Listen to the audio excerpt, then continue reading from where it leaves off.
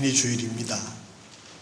그래서 신명기 6장 4절에서 9절의 말씀을 가지고 우리 다 함께 이 시간 큰 소리로 한번 외치십시다. 시작. 자녀에게 하나님을 가르치라. 다시 한번 시작. 자녀에게 하나님을 가르치라. 아멘. 우리는 지난 주일날 우리 섬교회 창립 85주년을 보내면서 하나님께서 우리에게 주신, 우리 교회에 주신 비전이 무엇입니까? 하고 한번 생각을 해보았습니다. 하나님께서 우리에게 다음 세대를 하나님의 나라 지도자를 양성하기를 원하십니다.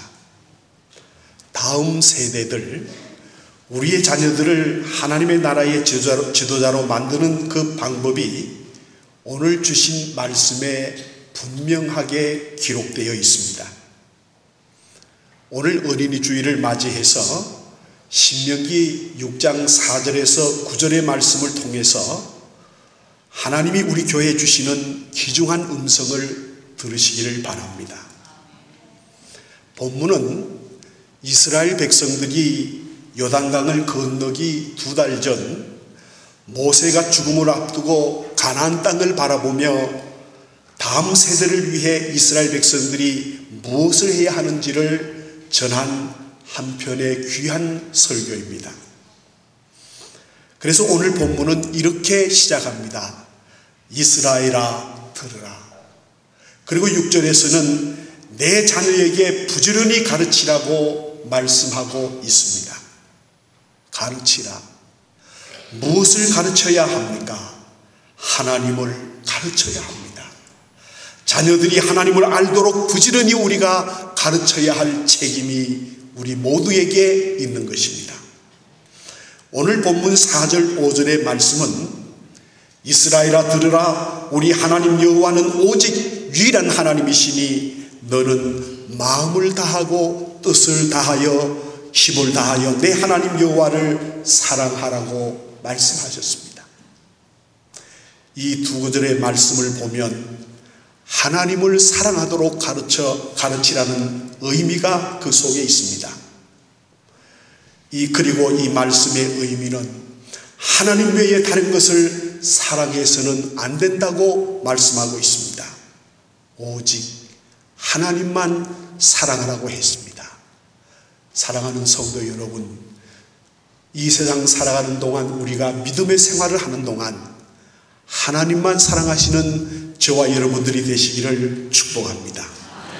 그렇다면 왜 모세는 이스라엘 백성들에게 자녀를 가르칠 때에 하나님만 사랑하는 것을 가르치라고 말씀하고 계시는 것입니까? 그 이유는 하나님을 사랑하는 것이 하나님을 가장 잘 알 수 있는 길이기 때문입니다. 하나님의 나라의 지도자는 하나님을 알아야 합니다. 하나님의 나라의 지도자는 하나님을 알지 못하고 어떻게 지도자가 될 수 있습니까? 하나님을 알지 못하면 하나님의 나라를 세우는 것이 아니라 결국 자기 자신의 나라를 세울 수밖에 없는 것입니다. 그래서 하나님의 나라 지도자는 하나님의 나라의 비전과 목적, 그리고 하나님의 나라의 가치관과 세계관을 알아야 하는 것입니다. 이 모든 것을 알려면 먼저 하나님을 우리가 분명히 알아야 합니다. 그런데 아는 것에 있어서 가장 좋은 방법이 뭐냐 하면 사랑하는 것입니다. 사랑의 기술이라는 책을 쓴 엘리 프롬은 어떤 대상을 가장 잘 알 수 있는 방법은 그 대상을 사랑하는 것이라고 말합니다. 예를 들어서 축구를 사랑하면 축구를 잘 알게 되고 야구를 사랑하면 야구를 잘 알게 됩니다. 돈을 사랑하면 돈 버는 방법을 알게 되고 지식을 사랑하면 공부하는 방법을 알게 되는 것입니다. 그리고 누군가를 사랑하면 그 상대방을 잘 알게 되지요. 마찬가지입니다. 하나님을 사랑하면 그 누구보다도, 그 무엇보다도 하나님을 사랑하면 하나님을 잘 알게 되는 것입니다. 그렇다면 부모인 우리는 하나님을 얼마나 사랑하고 계십니까? 여러분, 하나님을 얼마나 사랑하세요? 그리고 자녀들에게 얼마나 하나님을 사랑하도록 가르치고 계십니까? 하나님께서는 어떠한 방법을 통해서 이스라엘이 하나님을 알도록 하셨습니까? 애굽의 바로의 손에서 하나님은 이스라엘을 이끌어내십니다. 그렇게 끌어내신 이유가 여러분 무엇인지 아세요? 그 이유는 이 세상은 이집트 왕 바로가 다스리는 것이 아니라 하나님께서 다스리신다는 것을 우리에게 가르쳐 주시기 위해서였습니다. 하나님, 그분이 온 세상의 통치하라는 것을 가르쳐 주시기 위해서였습니다. 그리고 하나님은 자연의 섭리를 거스리고 홍해 바다를 둘로 가르셨습니다. 그리고 200만 명의 이스라엘 백성들이 바다를 마른 땅처럼 건너게 하셨습니다. 하나님께서 이렇게 하신 이유가 무엇인 줄 아십니까? 하나님의 전능하심을 보여주시기 위해서였습니다. 만고불변의 법칙처럼 여겨지는 자연의 순리까지도 하나님께서 마음만 먹으시면 바꿀 수 있는 전능자이심을 보여주시기 위해서 하나님은 홍해를 가르신 것입니다. 이스라엘 백성들이 광야에 들어섰을 때에 하나님은 그들로 하여금 농사를 지어 먹고 살게 하지 않으셨습니다. 날마다 하늘에서 만나를 내려주셨고 때를 따라 메추라기로 영양 공급을 해 주셨습니다. 물이 없는 사막에서는 또 반석에서 물이 솟아나게 했습니다. 여러분, 그 이유는 또 무엇입니까? 하나님 그분은 생명의 주인이라는 것을 우리에게 가르쳐 주고 있는 것입니다. 성도 여러분, 하나님은 우리의 생명의 주인이십니다. 지금 이 시간 하나님이 아무개야 너는 오너라 하면 저와 여러분은 갈 수밖에 없어요. 제가 설교를 하다가도 하나님 너 박대훈 목사 오너라고 하면 저는 설교를 하다가도 갈 수밖에 없는 것입니다. 우리의 생명은 하나님께 있는 거예요. 하나님이 우리 인간의 생사화복을 주장하시는 것입니다.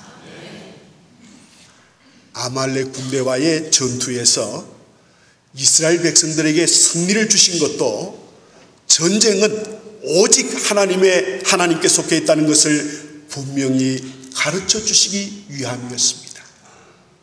여러분, 지금 북한의 김정은이가 핵을 가지고 야단 법석을 떨어도 전쟁은 하나님의 손에 있습니다. 우리가 기도하면 하나님은 절대로 이 땅에 전쟁을 일으키지 않을 것입니다. 우리 성도들의 책임이 그만큼 중요한 거예요. 그래서 전쟁은 하나님의 손에 있다는 사실을 여러분 깨달으시고 하나님 앞에 이 나라 이 민족을 위하여 이 땅에 이 삼천리 금수강산에 전쟁이 일어나지 않도록 하나님 전쟁만은 막아달라고 여러분 기도하는 우리 모든 성도들이 되시기를 주님의 이름으로 부탁을 드립니다. 또 다른 하나님의 모습을 발견합니다. 이스라엘 백성들이 금송아지를 만들어 그것을 숭배할 때에 하나님은 이를 보고 대단히 분노하셨습니다. 민족의 지도자 모세는 그 모습을 바라보면서 하나님께 무릎을 꿇었습니다. 그때 다시 하나님은 자비를 베푸셔서 이스라엘 백성들을 용서해 주셨습니다. 성도 여러분, 아무리 하나님 앞에 큰 죄를 지은 범죄자라도 회개한 사람은 하나님이 용서하신다는 사실을 우리에게 보여주시고 계시는 것입니다. 이러한 모든 모습을 아는 것이 바로 하나님을 아는 것입니다. 성도 여러분, 하나님을 사랑하는 사람은 하나님을 분명히 알게 됩니다. 성도 여러분, 하나님은 어떤 분이십니까? 하나님은 하나님 자신을 선명하게 계시하는 분이십니다. 우리 하나님은 자신을 숨기지 않으십니다. 전능하신 하나님, 우리의 구원자 되시는 하나님, 그 하나님은 우리에게 분명히 구원자이심을 드러내 보이시는 것입니다. 그래서 호세아 선지자의 선포를 우리가 함께 이 시간 읽도록 하겠습니다. 호세아서 6장 1절에서 3절의 말씀입니다. 함께 읽겠습니다. 오라 우리가 여호와께로 돌아가자. 여호와께서 우리를 찢으셨으나 도로 낫게 하실 것이요 우리를 치셨으나 싸매어 주실 것입니다. 여호와께서 이틀 후에 우리를 살리시며 셋째 날에 우리를 일으키시리니 우리가 그의 앞에서 살리라. 그러므로 우리가 여호와를 알자. 힘써 여호와를 알자. 그의 나타나심은 새벽빛같이 어김없나니 비와 같이 땅을 적시는 늦은 비와 같이 우리에게 임하시리라 하니라. 아멘. 이 말씀 속에는 온통 하나님의 말씀으로 가득 채우라는 그런 의미가 포함되어 있습니다. 우리가 집에 있든지 길을 가든지 누워있을 때나 일어나 있을 때나 손목에 붙이고 미간에 붙이고 문설주 바깥문 어디든 가리지 말고 주님의 말씀을 가득 채우라는 것입니다. 여러분, 우리 심령 속에 주님의 말씀을 채울 때 놀라운 역사가 일어난다는 사실을 믿으시기를 바랍니다. 이스라엘 백성은 세계에서 제일 위대한 백성이에요. 하나님의 선택을 받은 백성입니다. 하나님의 선택을 받은 이스라엘 백성들은 어릴 때부터 아이들에게 하나님의 말씀을 가르칩니다. 탈무드를 가르칩니다. 그러니까 이스라엘 백성이 위대한 백성이 되고, 여러분, 실제적으로 세계 역사를 이끌어가는 사람들이 다 유태계예요. 세계의 모든 재정을 쥐고 있는 사람들이 유태계입니다. 그들이 왜 그렇게 세계를 지배할 수 있습니까? 어릴 때부터 그 부모님들이 아이들에게 말씀을 가르치며 말씀을 심어서 자라나게 한 거예요. 이스라엘의 교육을 보면요, 아침에 밥을 주기 전에 꼭 성경 말씀을 외우게 합니다. 외우지 못하면 밥을 주지 않아요. 이렇게 철저하게 교육을 하니까, 여러분, 세계에서 제일 큰 상이 노벨상인데, 알아주는 상인데, 그 상을 100명이 받았다고 하면 30%가 이스라엘 백성들이 받은 거예요. 그만큼 하나님이 말씀을 가르친 민족을 축복해 주시고 말씀을 가르친 민족을 뛰어나게 하신다는 말씀이에요. 그러므로 사랑하는 우리 성도 여러분, 부모 여러분, 할아버지 할머니 여러분, 우리의 어린 자녀들에게, 우리의 손자 손자들에게 예수님의 말씀을 가르치기를 바랍니다. 이게 최고예요. 정말 여러분 손자 손녀를 사랑하고 아이들을 사랑합니까? 말씀을 가르치세요. 그저 피아노 학원, 무슨 학원에 안 간다고 야단법석을 치지만은 교회 안 가면 가만히 있는 부모들은 계모예요, 계모. 자기가 속으로 낫지만은 하나님의 말씀을 가르치지 않는 사람들은 여러분 곰곰이 생각해 보세요. 계모예요. 계부예요. 가짜 할머니, 가짜 할아버지예요. 여러분 자녀를 사랑하십니까? 손자, 손녀들을 사랑하십니까? 그저 핸드폰에만 사진을 넣고 다니지 마시고 꼭 아이들을 볼 때마다 말씀을 가르쳐 주세요. 말씀을 가르치기가 힘드시면 녹음된 성경이 있습니다. 기독교 백화점에 가면 얼마든지 있어요. 그래서 아침에 일어나면 그 말씀을 들려주세요. 녹음기에 해서. 잘 때도 들려주세요. 그러면 그 말씀을 들으니까 어린 영혼이지만 그 영혼이 살아나게 되는 거예요. 그래서 위대한 지도자로 하나님께서 바꾸어 주시는 거예요. 요한복음 1장을 통하여 하나님은 우리 예수님께서는 말씀이 육신이 되어서 이 땅에 오셨다고 선포합니다. 요한복음 1장 14절의 말씀을 우리가 함께 읽겠습니다. 1장 14절의 말씀을 주세요. 읽겠습니다. 말씀이 육신이 되어 우리 가운데 거하심에 우리가 그의 영광을 보니 아버지의 독생자의 영광이요 은혜와 진리가 충만하더라. 아멘. 본문에 나오는 대로 우리의 삶을 말씀으로 가득 채운다는 것은 예수님으로 가득 채운다는 말씀이에요. 여러분, 이 세상에서 가장 행복한 사람은, 이 세상에서 가장 축복받은 사람은 예수님을 우리의 마음에 채우는 사람이에요.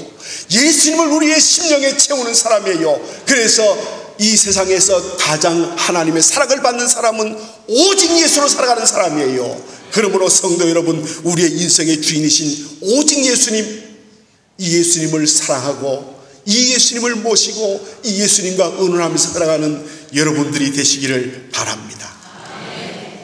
우리의 머리는 예수 그리스도의 생각으로 가득 차고 우리의 가슴은 예수 그리스도의 심장이 뛰게 하고 우리의 손발은 예수 그리스도의 지체가 되게 하라는 것입니다.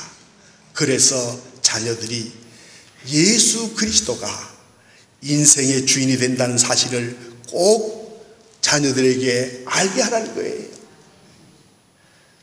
이를 위하여 우리 부모님들이 끊임없이 예수를 우리의 자녀들에게 보여주어야 합니다. 아이들은 부모를 날카롭게 들여다봐요. 보지 않는 것 같지만 다 보고 있어요. 그대로 따라합니다. 그대로 따라해요. 아버지가 엄마를 패면 이 다음에 그 아이는 장가가서 아내를 패게 돼요. 따라해요. 그대로 따라해요. 심는 대로 거두어요. 그러므로 우리가 신앙생활 하면서 예수 믿는 것 여러분 소중하게 생각하고 정말 말씀에 있는 그대로 살기를 노력해야 돼요. 그래야 우리 자녀들이 우리 부모님이 이렇게 살았으니까 나도 이렇게 살아야 되겠다 하고 사는 거예요. 요즘 우리 교회가 대신방 기간입니다. 어느 구역을 신방했더니 어느 집사님이 그런 말씀을 하세요. 이 집사님은 초등학교의 교사 되시는데 지금 여기 앉아 계시는데 처음 우리 최경 권사님의 인도를 받아서 교회에 나오셔서 열심히 믿음의 생활을 잘 했습니다. 잘하면서 집에 돌아가서 이제 그 생활이, 예수 믿는 생활이 달라지니까 남편 되시는 집사님이 예수를 안 믿으셨어요. 그런데 아내가 교회에 나가서 달라지니까 같이 교회에 나오셨어요. 그래서 우리 교회의 집사님이 되셨습니다. 이 집사님은 그래요. 목사님, 제가 옛날에 예수 믿지 않을 때는 담배를 하루에 두 갑 이상씩 태웠습니다. 그러나 지금은 모든 걸 다 끊었습니다. 여러분, 아내가 모범을 보이니까, 아내가 예수의 모습을 보이니까 남편이 감화돼서 따라 나오는 거예요. 우리가 어린아이들에게, 우리가 손자, 손녀들에게 예수의 모습을 보이면 그들이 예수님처럼 자라나게 되는 거예요. 예수님을 사랑하게 되는 것입니다. 이에 대하여 하나님께서는 오늘 본문 말씀을 통해서 분명히 말씀하십니다. 따라하십시다. 내 자녀에게 부지런히 가르치며 내 자녀에게 부지런히 말씀을 가르치라고 했습니다. 여러분, 세상 학문은 가르쳐봐야 소용없어요. 그러나 하나님의 말씀, 생명의 말씀을 가르치면 그 생명이 살아나고 그 생명이 다른 사람들의 일하는 지도자로 바꾸어진다는 사실이에요. 이 사실을 우리가 알아야 합니다. 제일 중요해요. 자녀를 가르쳐 하나님의 지도자로 만드는 것은 부모들의 책임인 것입니다. 우리 교회 학교에 나오는 아이들이, 우리 한국 교회가 성경 공부를 1년에 약 40시간 내지 50시간을 한다고 합니다. 그에 반해서 가정에서 부모님과 보내는 시간은 무려 1년에 3,000시간이라는 거예요. 이제는 우리 한국 교회가 가정교육이 신앙교육의 주체자가 되지 못하면 결코 우리 자녀들은 바르게 자랄 수도 없고 하나님의 나라의 지도자가 될 수 없는 것입니다. 이제는 교육을 교회도 물론 맡아서 해야 되지만은 우리 부모님들이 이 일에 관심을 가지고 해야 하는 것입니다. 이를 위하여 우리 부모들은 자녀의 신앙 교육에 대해서 이제 의식 있는 부모에서 참여하는 부모에서 헌신하는 부모에서 동력하는 부모로 한 걸음씩 더 나아가야 하는 것입니다. 동력하는 부모의 역할은 분명합니다. 아침에 일어나면 목표를 심어주고 하나님의 말씀으로 격려해 보십시오. 자녀와 함께 차를 타고 갈 때도 친구처럼 사적인 이야기를 하면서 대화를 하면서 성경 말씀을 나누세요. 저녁이 되면 식사 자리에 모였을 때 바른 신앙의 가치관을 자녀들에게 확립시켜주는 그런 대화를 하세요. 그리고 잠자리에 들 때는 스킨십을 하며 다정한 말로 친밀감을 주시기를 바랍니다. 이러한 훈훈한 모습들이 우리 서문교회 모든 성도들의 가정에서 이루어지기를 바랍니다. 자녀들을 따뜻하게 말씀으로 잘 대하세요. 성도 여러분, 전 세계인이 존경하는 세계적인 지도자 에브라함 링컨 대통령, 그의 생애를 연구한 사람들의 말에 의하면 링컨이 대통령이 된 것은 두 가지 귀한 일이 있다는 거예요. 첫째는 가난했기 때문에 대통령이 되었고, 두 번째는 훌륭한 신앙의 부모를 가졌기 때문에 대통령이 될 수 있었다는 것입니다. 링컨의 부모님은 독실한 청교도 신자였고 링컨을 하나님의 말씀으로 성령의 사람으로 길렀습니다. 링컨은 학벌이 그렇게 좋지 않습니다. 겨우 요즘 말하면 초등학교를 나왔어요. 그러나 어릴 때부터 이 독실한 청교도 부모님들로부터 성경을 배우고 말씀을 배운 결과 그는 이 성경에서 힌트를 얻어서 흑인 해방을 했습니다. 그래서 흑인들의 아버지가 되었습니다. 지금도 미국에 가보면 많은 대통령이 미국에서 지금까지 40몇 명의 대통령이 나왔지만은 16대 대통령인 에브라함 링컨이 가장 존경을 받아요. 미국 워싱턴에 가면 에브라함 링컨의 흉상이 있는데, 이렇게 높이 서 있는데 많은 사람들이 그 발에 와서, 철강으로 되어 있는데 발에 와서 입을 맞추고 하니까 발이 반짝반짝반짝해져 있어요. 그렇게 지금도 존경을 받고 있어요. 링컨이 왜 그렇게 되었습니까? 어릴 때부터 부모의 신앙교육, 말씀의 교육을 받았기 때문에 그런 훌륭한 대통령, 노예를 해방하는 대통령이 되었습니다. 성도 여러분, 이제 우리 자녀들에게 여러분 오늘 이 시간부터 말씀을 가르치기 바랍니다. 여러분 가문에서 훌륭한 인물이 나오기를 원하십니까? 여러분 가문에서 세계를 이끌어갈 인물이 나오기를 원하십니까? 말씀을 가르쳐서 믿음으로 저들이 성장하게 되면 하나님이 그들을 크게 쓰실 것입니다.